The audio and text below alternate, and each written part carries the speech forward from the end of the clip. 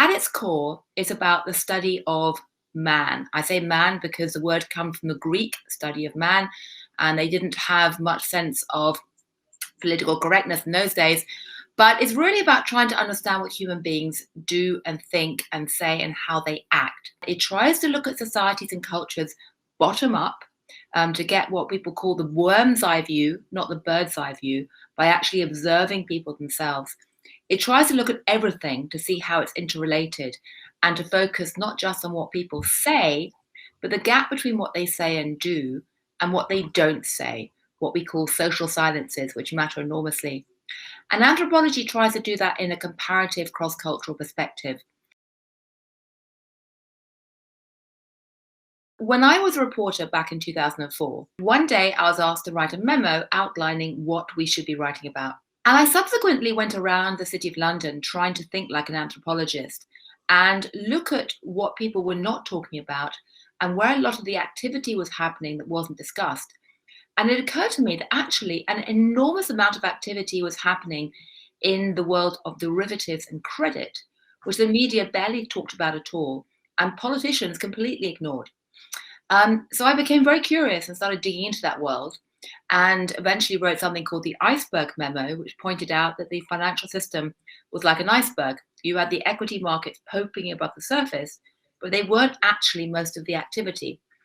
So I dug into the world of credit derivatives, started doing that in 2005, and discovered, as we now know, post-Great Financial Crisis, that there was an incredible story bubbling there.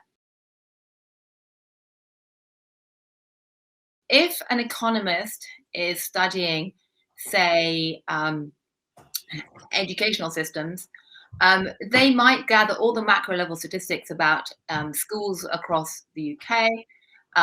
They might do all kinds of models or something, looking at cost benefit analysis in schools. They might very much look top down across a macro picture, and they would probably define their field of study as being schools or education. If an anthropologist was looking at education, they'd probably go and sit inside a schoolroom for a month and just observe everything. And they'd probably start with just one or two schools who can have an in-depth face-to-face study, and they'd try and see how pupils in the school and teachers were experiencing everyday life. I've often said the reason why the 2008 crisis happened was not because financial company CEOs and masters of the universe were mad, evil, greedy, or crazy, although maybe a few were, but it's because they were beset with tunnel vision and assumed that everyone else was thinking the way that they do. Same in tech sector. So the first thing you do if you want to actually affect change in a company is to embrace the core anthropology idea of empathy and listening to people and trying to see the world through other people's eyes. And also to try and see the social silences in your own company, which might be blocking change. I think what's going to be interesting in the future is really to see, firstly, whether this Milton Friedman concept of business being all about shareholders and profit and loss, how that gets redefined, because of course we are now looking at an era of stakeholderism. How people actually try and recognize that business can be integrated with other areas of life, be that environment, urban planning, etc., etc. And also the degree to which people start seeing as business schools, or even the idea of studying business and enterprise, as something which happens at all stages of life, not just as a kind of initiation rite into the corporate world.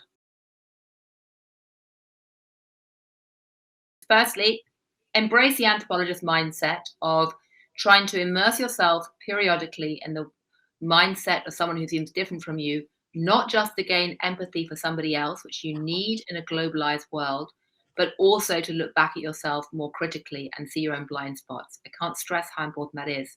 Recognize that the 20th century idea about career ladders is out of date. Today, to quote Sheryl Sandberg, it's more like a jungle gym. In my own career, I've gone up, downwards, sideways, swung around the edges, and then come back and then try to bounce back. And that's the way that most careers are today. And that can seem quite scary at times, but it's also very exciting